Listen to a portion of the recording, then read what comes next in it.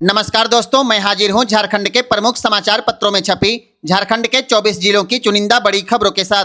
जानिए आज की तमाम बड़ी खबरें जो आपके लिए जानना बेहद जरूरी है। चाहे बात हो मैया सम्मान योजना की, पीएम और अबुआ आवास की, या फिर राशन कार्ड और पेंशन जैसी योजनाओं की। झारखंड लोक सेवा आयोग की 14वीं संयुक्त सिविल सेवा परीक्षा में उम्र सीमा विवाद पर विराम लग गया है। विधानसभा सत्र के दौरान मुख्यमंत्री हेमंत सोरेन ने कट ऑफ डेट 2022 करने की घोषणा कर दी। इस फैसला से उन अभ्यर्थियों को राहत मिलेगी जो उम्र सीमा के कारण परीक्षा में शामिल होने से वंचित हो रहे थे। लंबे समय से परीक्षार्थी उम्र में छूट और कट ऑफ डेट बदलने की मांग कर रहे थे। जेटेट को लेकर विधानसभा में शनिवार को बड़ा मुद्दा उठाया गया। खरसावां से झारखंड मुक्ति मोर्चा के विधायक दशरथ गगराई ने शनिवार को शून्यकाल के दौरान जेटेट शीघ्र आयोजित करने की मांग रखी है। विधायक ने कहा है कि वर्ष 2016 के बाद से अब तक झारखंड में शिक्षक पात्रता परीक्षा का आयोजन नहीं किया गया, जबकि शिक्षा का अधिकार अधिनियम के तहत प्रत्येक साल परीक्षा कराना अनिवार्य है। उन्होंने बताया कि फिलहाल झारखंड में 1 लाख से अधिक अभ्यर्थी जेटेट का इंतजार कर रहे हैं। झारखंड के 48 नगर निकायों में शनिवार की शाम 5 बजे से चुनाव प्रचार थम गया। अब प्रत्याशी घर घर जाकर मतदाताओं से अपने पक्ष में मतदान की अपील करेंगे। 23 फरवरी को मतदान और 27 को मतगणना होगी। गढ़वा में चुनाव की सारी तैयारियां पूरी कर ली गई है। जिला निर्वाचन पदाधिकारी सह उपायुक्त दिनेश कुमार यादव और पुलिस अधीक्षक अमन कुमार ने संयुक्त रूप से प्रेस वार्ता में इसकी जानकारी दी। 23 फरवरी को मतदान सुबह 7 बजे से शाम 5 बजे तक होगा। 27 फरवरी को मतगणना सुबह 8 बजे से शुरू होगी। प्रेस वार्ता में उपायुक्त ने बताया कि इस चुनाव में नोटा का विकल्प नहीं होगा और मतदान मतपत्र और मतपेटियों से कराया जाएगा।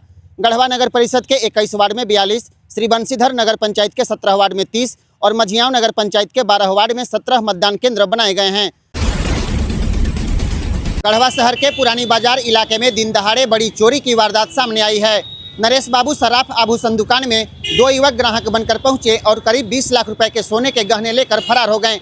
घटना शाम करीब 4 बजे की है। पहले एक युवक दुकान में आया और गिफ्ट के लिए गहने दिखाने को कहा।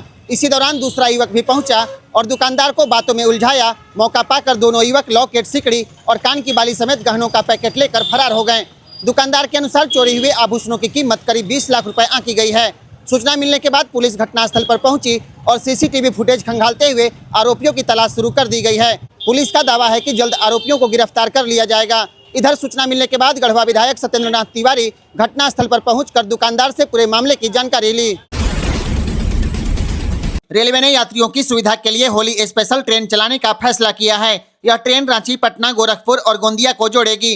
रांची गोरखपुर रांची होली स्पेशल ट्रेन 2 से 30 मार्च तक प्रत्येक सोमवार को चलेगी। रांची से रात में 11:55 में प्रस्थान करेगी और अगले दिन गोरखपुर पहुंचेगी। रांची जलालपुर पनवारा कानपुर ट्रेन 2 से 30 मार्च तक प्रत्येक सोमवार को रात में 10:50 में रांची से रवाना होगी।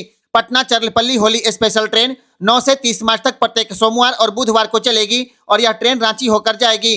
गोंदिया पटना गोंदिया स्पेशल ट्रेन 2 मार्च को गोंदिया से प्रस्थान करेगी। रायपुर, हटिया, रांची, मोरी, बोकारो, धनबाद, जसीडीह होते हुए अगले दिन पटना पहुंचेगी। सभी ट्रेनों में एसी, स्लीपर और जनरल कोच उपलब्ध रहेंगे। 1 अप्रैल से देश भर के नेशनल हाईवे टोल प्लाजा पर नगद भुगतान बंद हो सकता है। National highway authority of India highway toll पर कैश ट्रांजैक्शन पूरी तरह खत्म करने पर विचार कर रहा है। इसके बाद टोल भुगतान सिर्फ फास्टैग या यूपीआई जैसे डिजिटल माध्यम से किया जाएगा। फिलहाल नियम है कि यदि किसी वाहन में वैध और सक्रिय फास्टैग नहीं है तो वह नगद भुगतान करता है तो दोगुना टोल टैक्स वसूला जाता है। अगर प्रस्ताव लागू होता है तो सभी वाहन चालकों को डिजिटल भुगतान करना अनिवार्य होगा। झारखंड में सरकारी कर्मचारियों की सेवानिवृत्ति की उम्र 62 साल नहीं होगी। संसदीय कार्य मंत्री राधाकृष्ण किशोर ने कहा है कि राज्य में बड़ी संख्या में पढ़े लिखे युवा बेरोजगार हैं, उन्हें भी अवसर मिलना चाहिए। सरकार सिलसिलेवार ढंग से नियुक्ति कर रही है और सेवानिवृत्ति की आयु बढ़ाना संभव नहीं है। सरकार की प्राथमिकता है कि विभिन्न विभागों में रिक्त पदों पर नए लोगों को नियुक्त किया जाए। दरअसल झारखंड विधानसभा बजट सत्र के चौथे दिन शनिवार को सेवानिवृत्ति की उम्र सीमा बढ़ाने का मुद्दा उठा। चतरा के विधायक जनार्दन पासवान ने मुद्दा उठाते हुए कहा कि राज्य में अधिकारियों और कर्मचारियों की कमी है, इसलिए नौकरी की उम्र सीमा 62 वर्ष की जानी चाहिए, लेकिन सरकार ने उम्र सीमा बढ़ाने से इनकार कर दिया।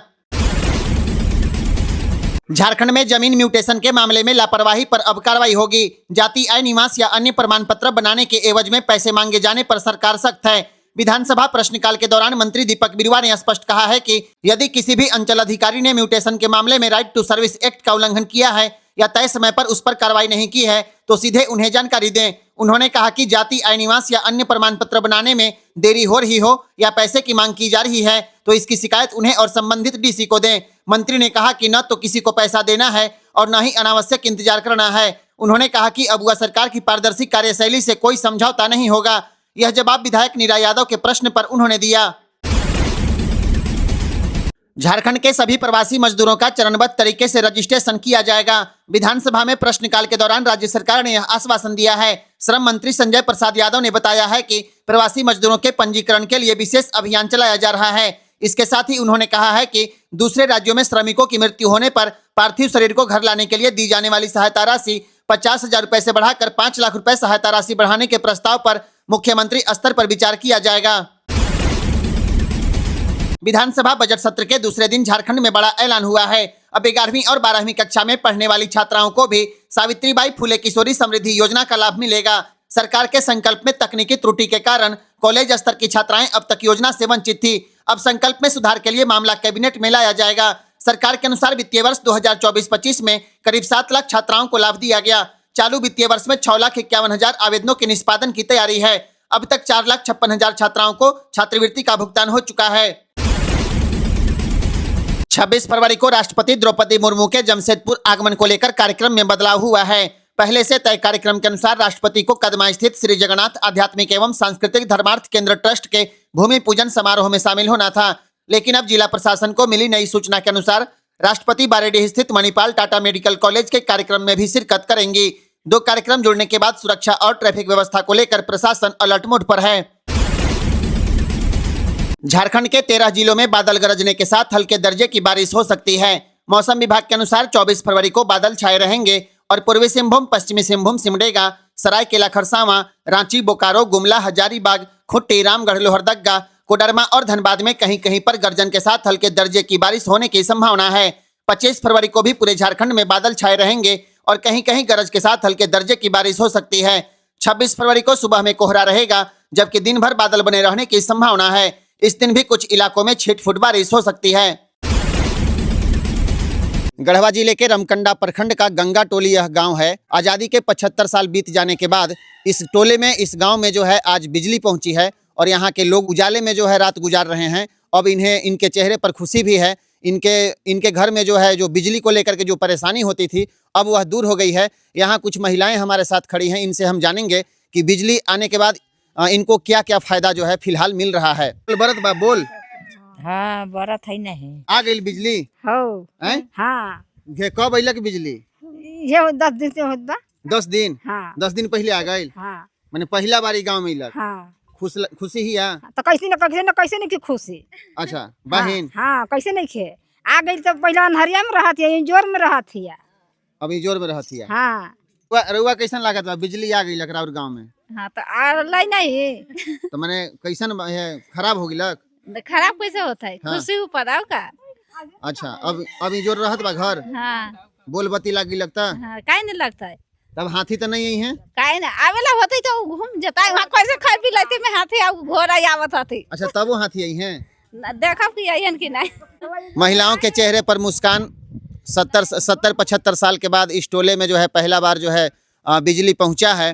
इसके पहले लोग जो है अंधेरे में रहते थे और जो टेम्पोररी व्यवस्था था और उसी के इमरजेंसी लाइट के जरिए जो है रात गुजारते थे। और राशन दुकान में भी जो है मिट्टी का तेल जो है, किरासन तेल मिलना बंद हो गया तो लोग टेम्पोररी जो है बैटरी वगैरह से चलने वाला जो लाइट है या टॉर्च है उसी के सहारे जो है रात गुजारते थे। लेकिन आज इस गांव में, इस टोले में जो है बिजली पहुंच गई है। लोगों के चेहरे पर खुशी है और यह अच्छी बात है। गांव का विकास की शुरुआत जो है अब हो चुकी है।